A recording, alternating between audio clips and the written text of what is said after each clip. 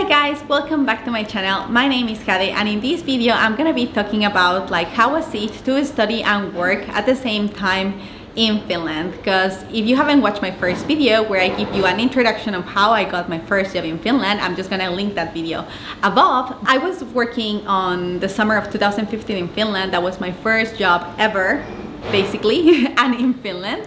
And after that, I got the opportunity to continue as a part-time worker. I got the opportunity, or I got selected to also start my bachelor studies, so I was doing both at the time.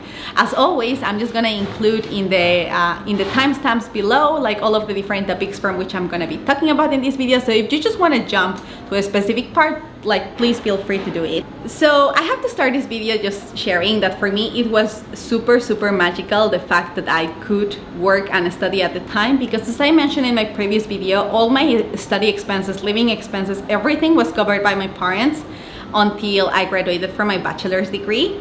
So even though I was starting my bachelor's degree, even though I had a part-time job, basically all of the money that I would be getting from my part-time job would be used to cover my trips or my personal expenses. I would have the chance to, you know, buy more clothes or, you know, get some makeup, you know, these kind of personal expenses that a girl can have. So I was super excited for that.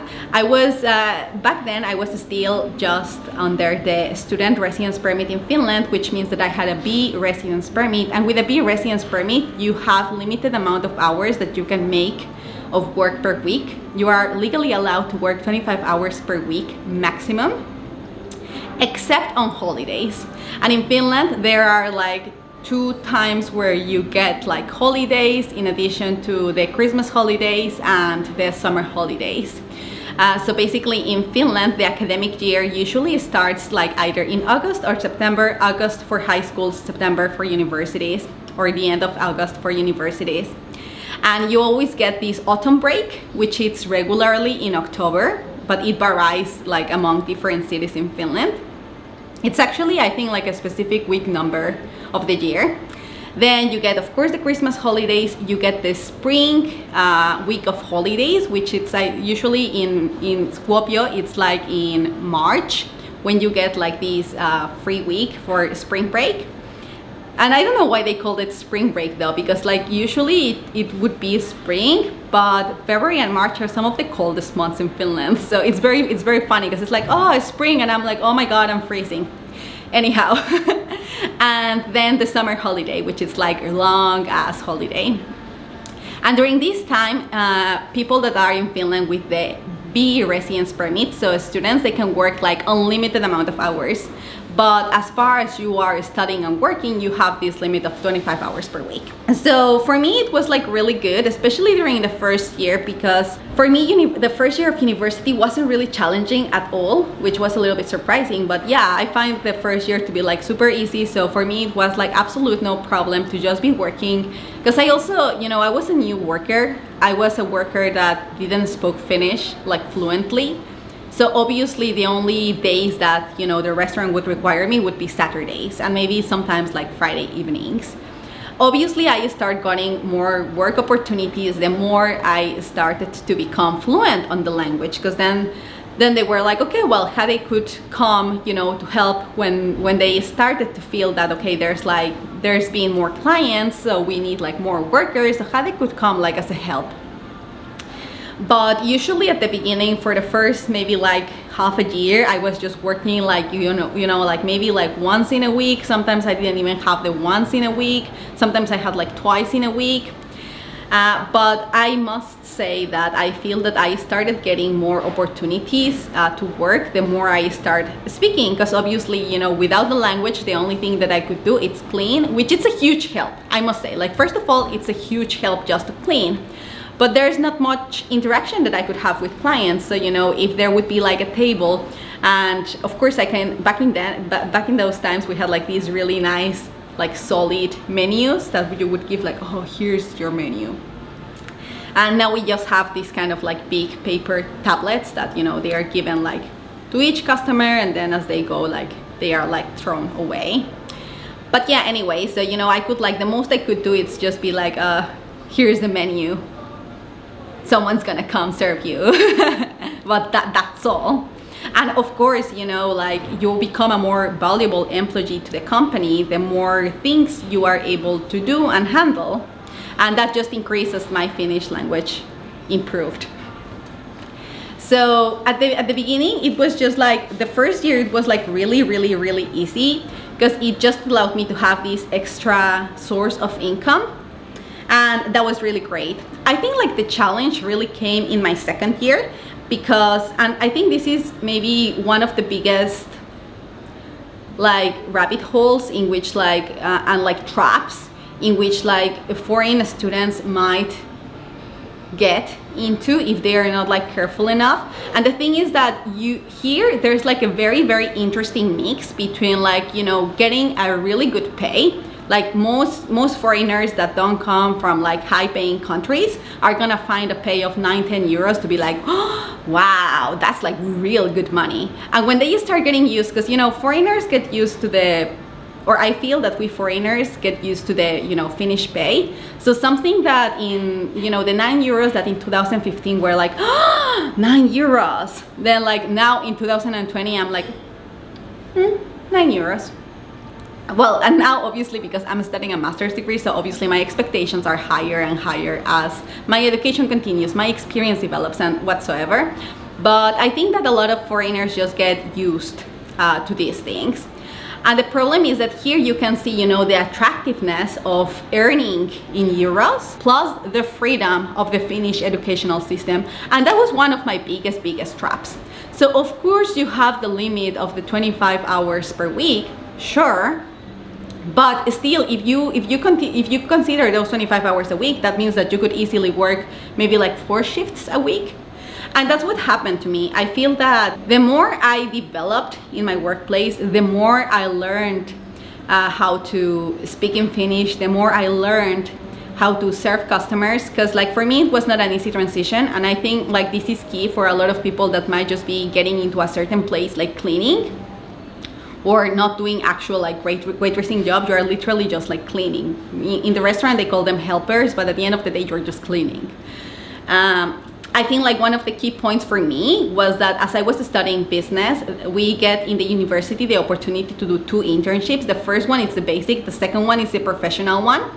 And in the basic one, you can basically do your basic internship like in anything you want. So I used that opportunity to ask my boss that if I could do my internship in the restaurant. And, you know, through that, I actually got to, you know, start to use the cashier, start to serve customers, start to take orders, like little by little. It was like a little, like, it was really a slow process. It didn't happen. I don't think it took me like a year working here before that happened, because Finnish language, it's an ass. Like Finnish language, it's difficult. And the thing is that what foreigners learn in the Finnish course of like, you know, this is the Finnish language, like minä olen or like minä haluan, and so on and so forth, that's 100% not the way people speak. Like, yes, sure, learning the actual way in which people speak Finnish, it's gonna help you. However, in everyday life, everyday situations, people speak completely different. They speak slang, they shorten words, and these like ways in which people just like shorten words, like for example, minä, they say ma, or sinä, they say sa, and that changes according to the region in which you are in Finland. But for example, there's also like things that they call in different ways. And for example, one of my experience was once I was taking like this one order, and I remember there was this woman that wanted to get an apple juice for her kid, and she was like, you know, she was asking for apple juice. She was like something ompu omena, niinku ompu omena, ompu mehu. Like I was like ompu mehu, like ompu. I was like, what the fuck is ompu? Like, and I was like, hetki pieni, which was like a little moment. I ran to like my coworker, and I was like, what does ompu mean? She was like, oh, omena. I was like, omena. So so that was like, you know, that was like a big thing, that if you like, it's not enough to learn Finnish. Unfortunately, you also need to start using it and start getting to know how people refer to different things. Like for example, beer, the actual translation of beer, it's olut, And then people could call, like, you know, in just everyday like life, they could call olut, which means beer. They could call like kalia, or they could call it like tuoppi, like they just would just come to you and be like, oh, tuoppi. And I'm like, tuoppi. And you kind of like need to be into the culture or understand more the language to understand like, oh, he means olut. Or if they come and they say like kalia, it's like, oh, they mean olut.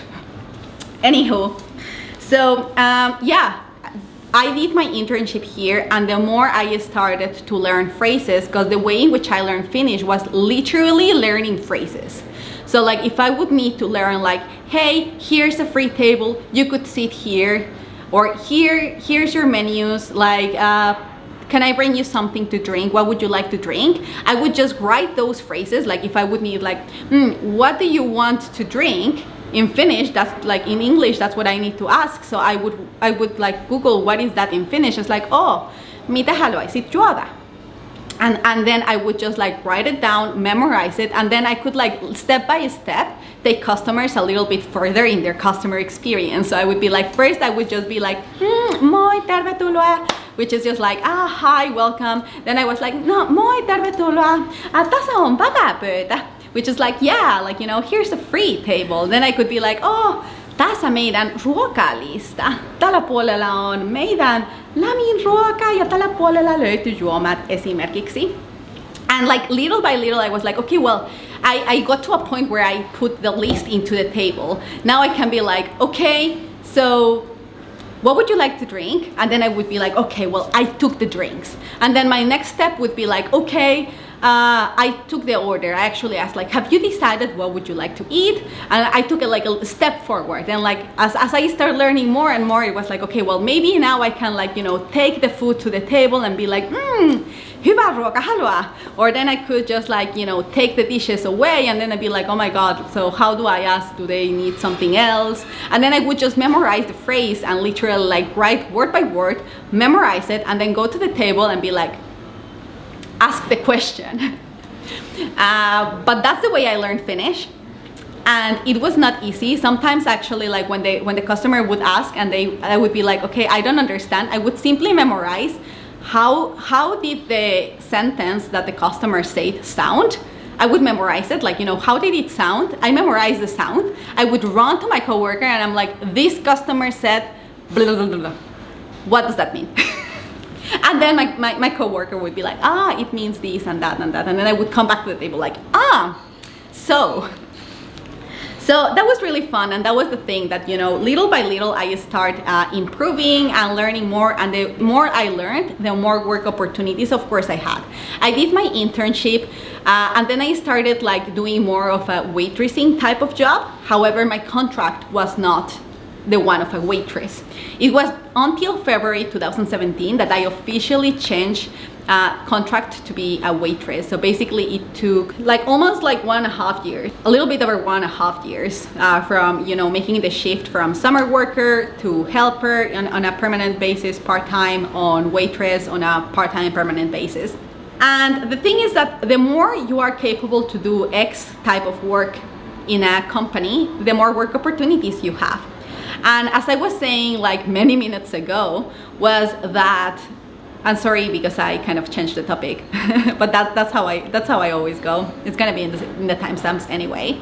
But the moment that you combine the attractiveness of Finnish workplaces and the freedom that Finnish schools give you, that's like a huge trap for foreigners, and that's a trap in which I fell, but not like too bad. Because for me it was like, why on earth would I be studying where I could be making money? And that money, it's no little money. Like in my first year, I earned, like when I started continue to work, I used to earn something like, you know, 50 euros a month, 70 euros a month, 200 euros a month, 300 euros a month. For the second year, and as my experience and my skills developed, I started getting obviously more shifts. So, you know, and people started to ask me like, oh, Hadi, could you continue longer? Could you come earlier? And I was like, absolutely yes. So it's a trap. It's a trap because For example, like I started with the mentality that yes, my first year at university was so easy, I definitely could like easily take more job, like more work, because bear in mind that in my first year I was working like 10 hours a week when my limit was 25 hours. So I could easily take like more hours. So I was like, yeah, no problem. And that's where the trick like happens, that I started thinking like, I'd rather get money because I'm getting more money and I don't even have a degree. So why would I put that much effort in school? I still put effort in school. Please do not misunderstand me. Like I always put like good amount of effort to the school.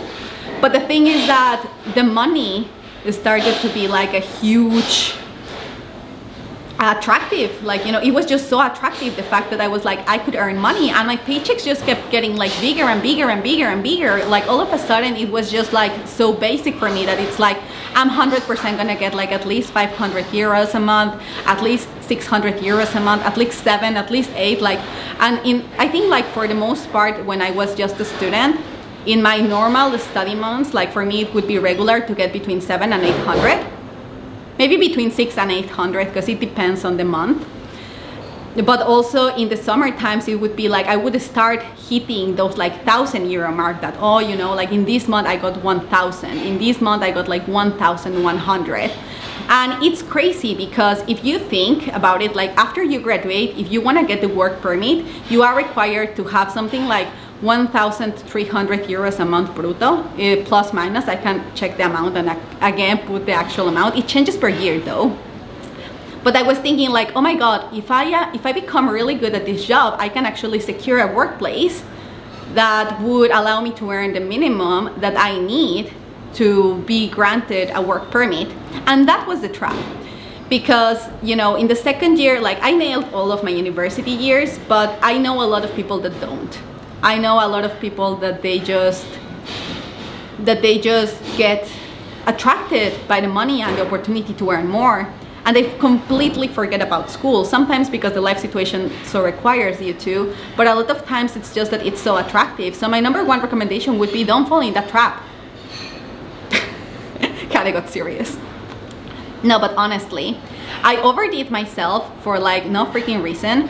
And no one like forced me to. Like I did it free, like, you know, it was from my free will that I decided to, you know, I'm gonna work as much as I can legally, as much as I'm legally able to, and then the school is gonna come kind of like second. And that's sort of like what happened. It doesn't mean like I always was like a really great student at university, but for example, it was me prioritizing other activities, other projects, my work, and like sort of like I prioritized everything else other than a school, that at the end of my, like, you know, my degree is supposed to be completed in 3.5 years. I couldn't do it. I had to take 6 months extra because I had to prioritize her work. So that's like really the trap. Like when you are a foreigner and you came to Finland to study, like it's great if you can get a work. Like hell yes, support yourself. Work on the weekends if you want, but be very careful to not fall into the trap of going for the, you know, money, because at the end of the day you can only stay as a student resident for a maximum amount of time. And before it used to be that for non-EUs studying in Finland was free. It's not anymore. So the more you take to graduate, it's money that you that has to go into your tuition fees. So that's why you have to be very careful. And that's why I share my experience, so that other people that I know 100% sure, I'm like maybe like 95% sure that this is not a problem that Finns have, but foreigners might have it, because we get attracted to the money. It's like incredible, like the amount of the salary that foreigners get paid in Finland if you come from a third world country, as I do, it's like crazy. As a waitress, I started earning something like 10 euros 90 cents, something like that, and then like as my experience increased, I started earning something like 11 euros 30 cents, something like that. So I went from like 9 to 11, plus, you know, all the, if you work in the evening, you get a tiny bit more, which is just cents, but still a tiny bit more. And if you work on Sundays, it's double pay. And if you work in holiday days, it's double pay. So it is freaking attractive to foreigners. And if you are a student in Finland and you are watching this, like, be very careful to not fall into this trap. Because the least thing that you want to do is to work more than what you are legally allowed to work and be thrown out of the country. And the least thing that you want to do is to overwork over yourself and then not be able to actually finish your degree on time. So be very mindful with that. Go to work, get that extra money if you need it or if you just want to have it, but be very careful, be very strategic with how are you using your time and what are the decisions that you are taking, so that, you know, for me it was just that I had to graduate half a year later, but for some people that I've known, they have been deported to their home countries. Some other people, you know, they just didn't finish the degree. Some people dropped out. Some people finished the degree and then weren't able to find a job. So be very mindful.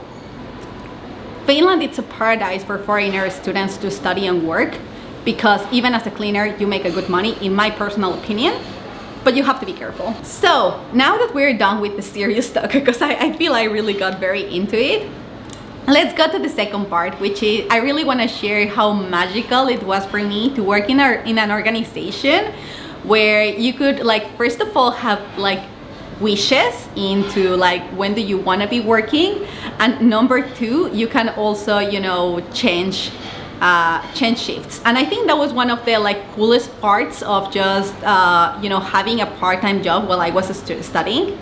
It's that, first of all, I'm not sure if this is like a rule of thumb for like every single workplace, but at least in the restaurant industry, I feel that it might be, at least in this S group is that as long as you're a part-time worker, there's something that they call like the wishes. I'm not sure if this is something that every Finnish company has, but the S group has it.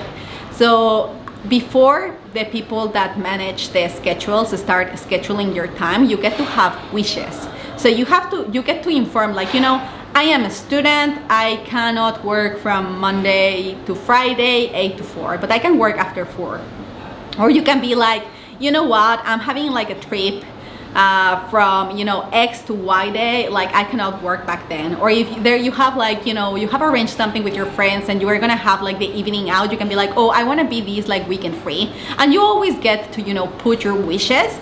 And in my personal experience, usually like the people that plan the schedules like are extremely good with that. Of course, there's certain like dates. For example, a lot of people would want to be free on New Year, or they would want to be free on Christmas, but, you know, we need workers at the end of the day. So, you know, sometimes, like, even though the people that manage the schedules do their best, you know, if everyone asks for, you know, I want a free Christmas, it's obviously that not everyone is going to be able to not be working at Christmas, because we need some people running the place.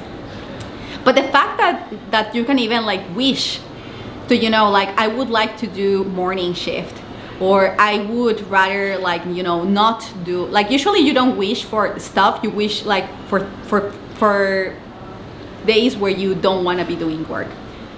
In the past, it used to be that you can also wish for the days when you want to be working, but now it's like you usually wish for days that you wish to be free.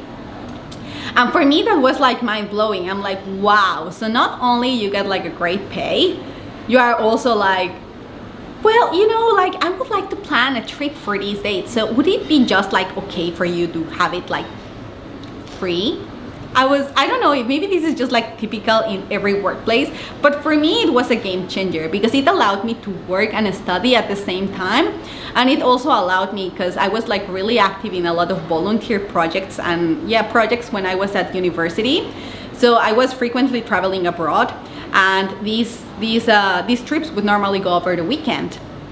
So for me, it was just a fortune that I could be like, oh, could it, you know, I have this trip planned. Would it be possible that I have it free? Of course, this is more possible the lower the hours your contract has, because you are not that of an important employee. You know, if you're a full-time employee and you're like, oh, excuse me, could I just like, you know, be gone for like 2 weeks? Would that just be okay with you?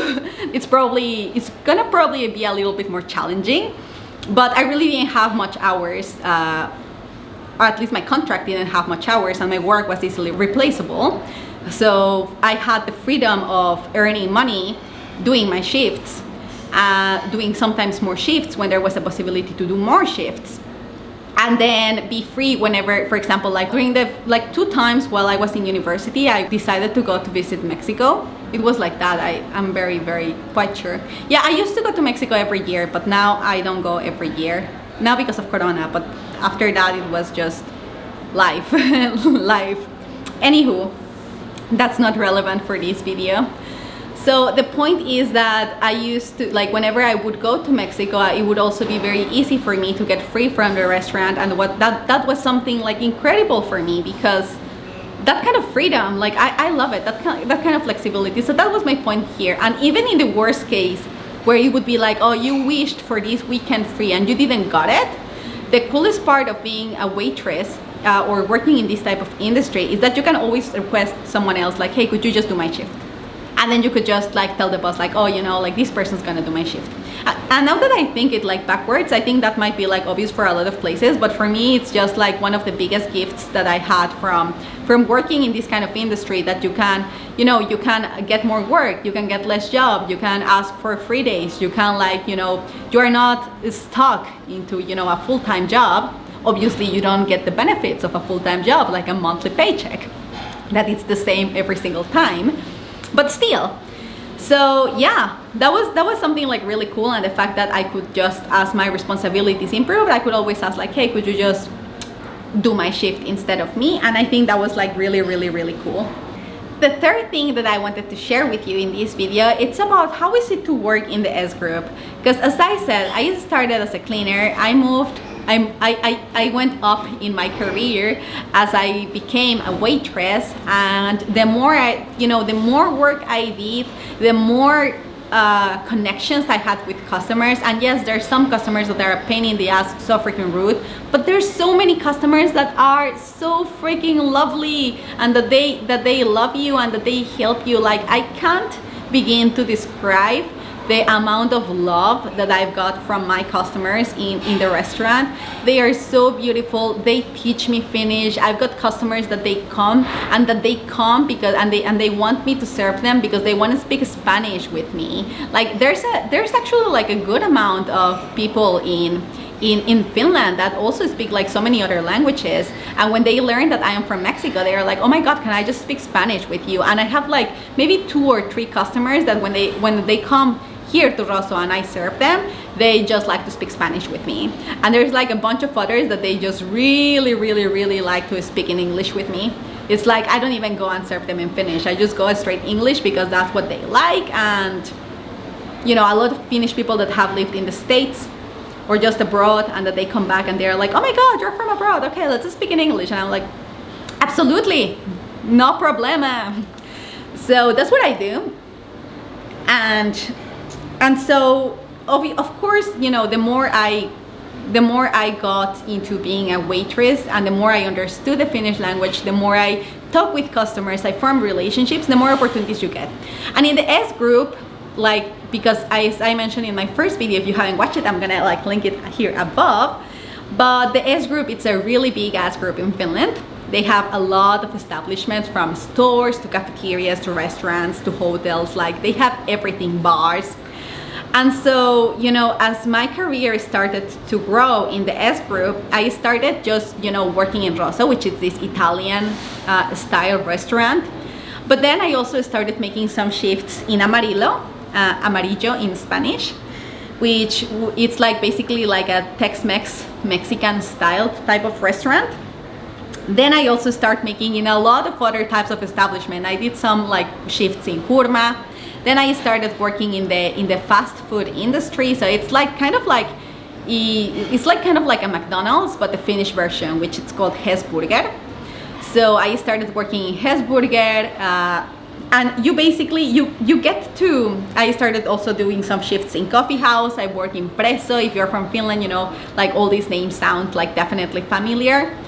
And I think that's like the coolest part, that well, once you are like part of the S group as an employee, you don't have to be stuck in a one place. And I think that's one of the coolest parts, that you can always, like, you know, get shifts from other units. And for example, there were some times that as my skill set improved, then there was some times that I would be like, okay, well, you know, Hesburger needs you know, help. So I would go to Hesburger. Oh no, you know, like in Amarillo, there's like this hockey night today, and we need extra workers. And then they know that I have been in Amarillo and that I have already been working there. So they're like, oh my god, do you want to come here?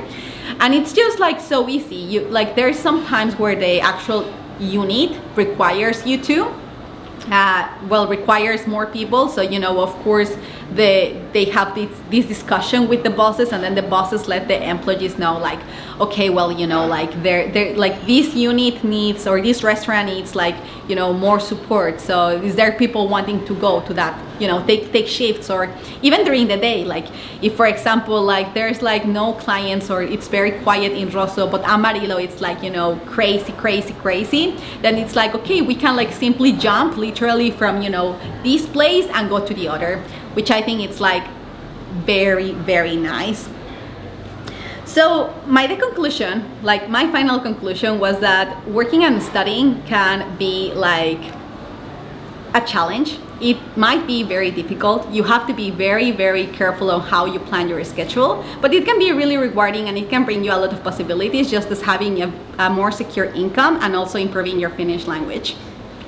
And working in the S group, it's also really beautiful because you get to, you know, change your shifts, you get to put your wishes, which I guess it's not specific to the S group, but you can also get to work in different like types of units, because once you are a worker of the S group in one unit, you can easily transfer and do shifts in others. And that has been basically my experience studying and working. I have to cut the video now because my battery it's getting over and it's dying, and I'm scared I'm not gonna film this video to the end. But I got to say almost everything. So I hope you enjoyed this video, and I hope to see you in the next one, where I'm just gonna continue telling you about my journey working in Finland. So until then, I hope you have a beautiful day and see you soon. Bye!